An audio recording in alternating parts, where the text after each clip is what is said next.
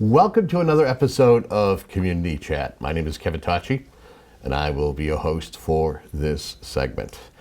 As we try to do with this particular show is to provide information to you, the residents of Abington, about things that may be happening in and around the community, whether it's an upcoming event, it could be issues that are happening where folks want to come in and discuss said issue, or it could be local races, state races, or in today's case, a county race. Joining us today, she is the chair of the Plymouth County Commissioners. We have Sandra Wright, who is joining us. She is up for re-election. Sandra, welcome to the show. Good morning. How are you? Good, pretty solid. Now, so for folks who don't know you, tell us a little bit about yourself. Well, I started back in 2000, where I needed to give back to my community. I ran as for the Board of Health in Bridgewater, and I won. I also ran as for town council. I also won. That was on a recall.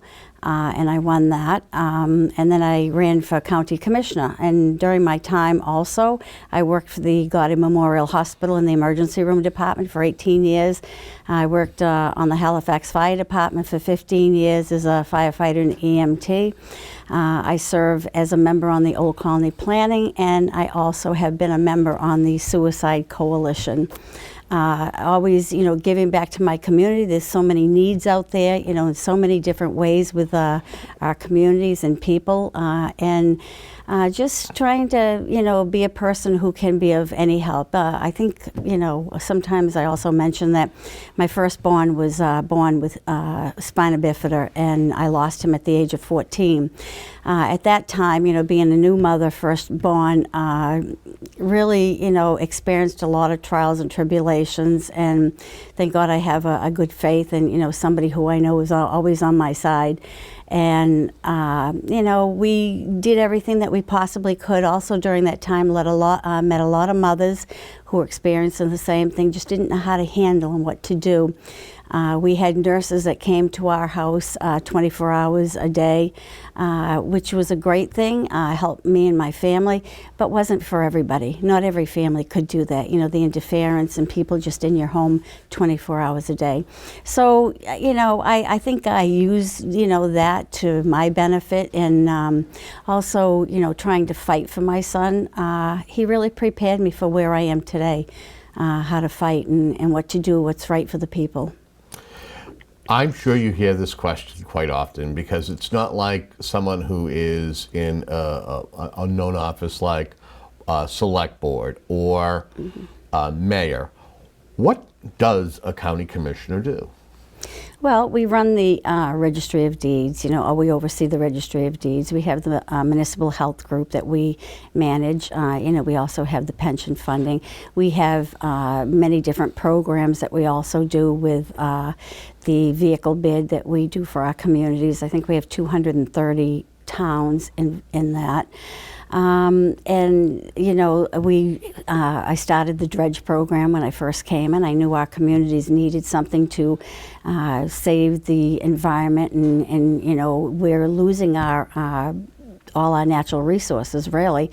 So I fought hard for that. We got $250,000 in funding from Senator Teresa Murray at that time, and our communities have benefited from it. And not a lot of them, but they're beginning to realize that they need to do something about their waterways.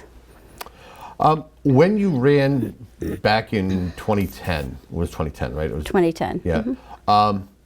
What made you decide to run for the seat, and what has made you decide to keep running for re-election? Oh my goodness, Kevin, when I came in 2010, I think everybody knows what a disaster it was. It was completely broken. So many things were wrong at that particular time. The sheriff's office was taken over by the state.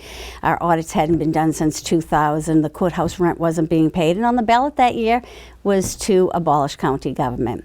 I think I knew some of those things. I think I was a little naive and probably didn't know all of them, but certainly, learned when I got in and realized with the great help of Treasurer O'Brien and even Mr. Buckley, Register of Deeds Buckley, that we worked as a team and what we needed to do to change the environment of what, or the perception, I should say, of what people thought of us. And it was not easy. We'd go out to the different towns, and they basically didn't want to see us. They'd close the door in our faces, and so we really had to start building relationships. And I think that's where my strong point is that I'm good at building relationships and also working hard. So we knew what we had to do.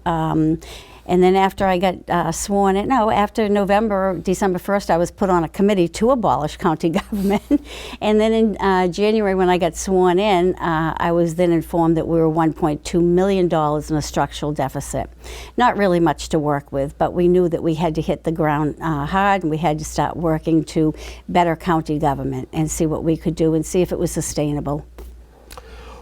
What do you feel that you bring to the commission? What is the thing that you could say that this is what I do when it comes to us as a group? This is what I bring as an element. And what do you feel that you'll continue to bring if you are reelected on November 8th?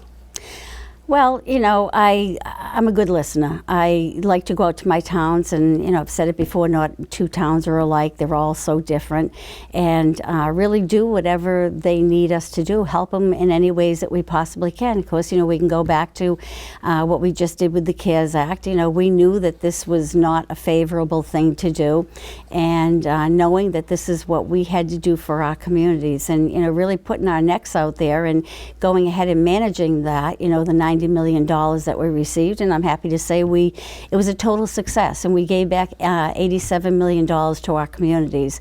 Every single penny that they spent on COVID-19, they were reimbursed. It was a reimbursement program. I was happy to be there.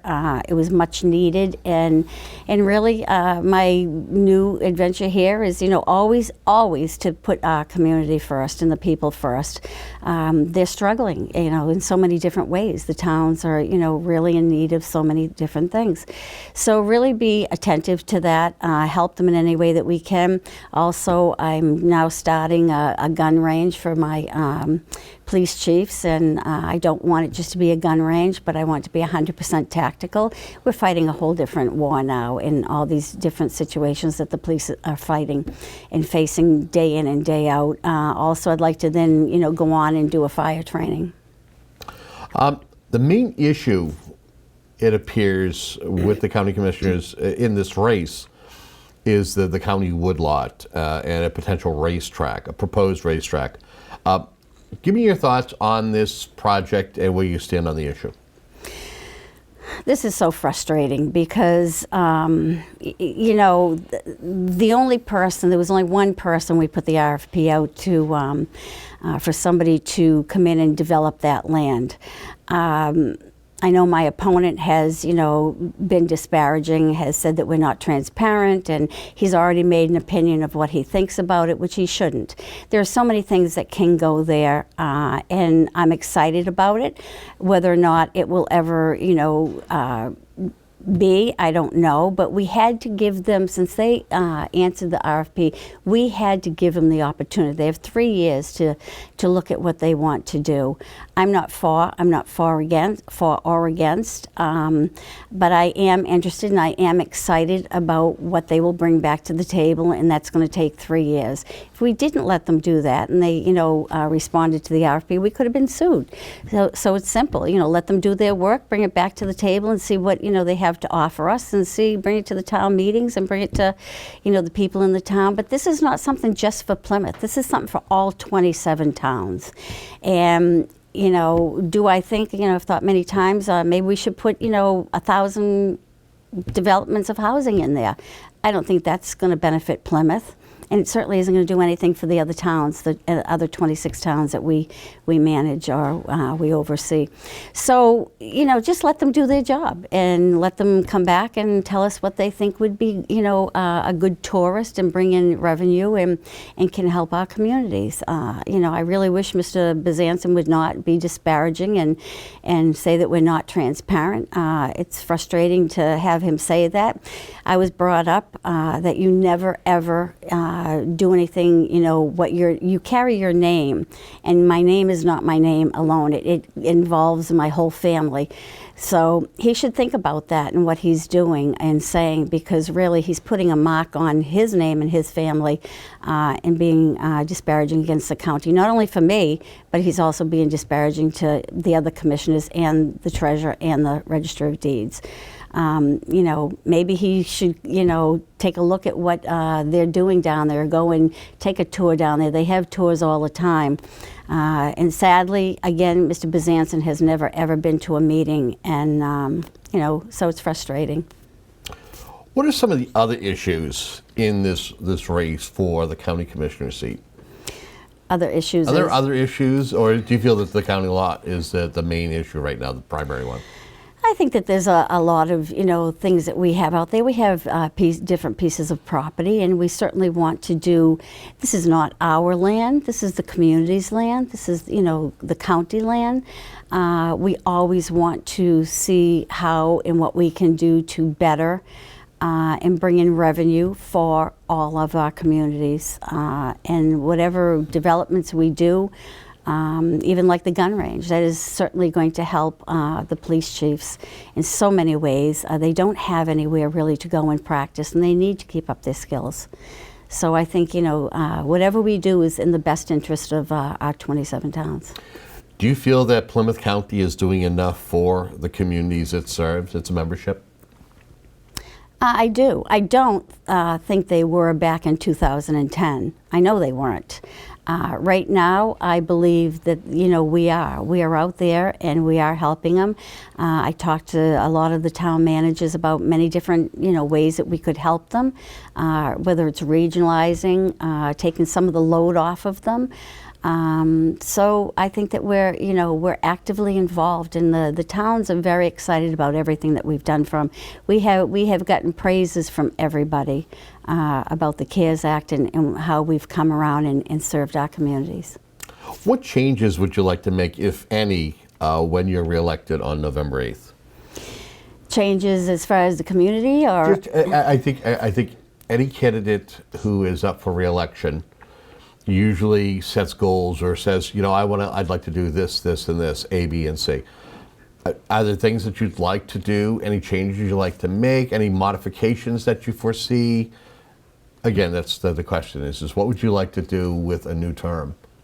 Well, I think that, you know, there's a lot of different things that we could do. It's just really getting out and finding out what the demands and what the community needs. You know, like I said, there isn't any two towns alike. Everybody has their own separate needs. Every town is, you know, right now where the towns are flooded with money and all this, you know, different things that they've gotten through the federal government. And but you know, what concerns me is, you know, when that all ends, then what? What happens then? What kind of a crisis are we going to be in, and how can we help the communities? Again, I'm always open for regionalization. I think that, you know, we could benefit from that. Anything that I haven't asked you, but that you'd like to take a moment to talk about in closing? I just think that, you know, we have a great team. I'm so glad that we have, you know, the treasurer and the two commissioners, and of course, you know, Mr. Buckley, the Register of Deeds, and we work well together. The office, the staff has been, you know, great. We all work together in that, and I think that we're open-minded enough that anybody that has any ideas and they bring it to the table, we're willing to discuss it and talk about it and see where we can take it and if it's beneficial to the communities. If folks want to find out more about your campaign, they want to get involved with your campaign for re-election, how can they do that? Just vote SandraWright.com, and you can look up everything about me. on that website. Well, I want to thank you very much for joining us here today Thank you. and talking about your campaign for re-election. And we want to thank you for tuning into a program like this. Again, you are tuned into Community Chat. If you have ideas for segments for this program, easy enough to send us an email, info@abingtoncam.tv. And until next time, have yourself a great day.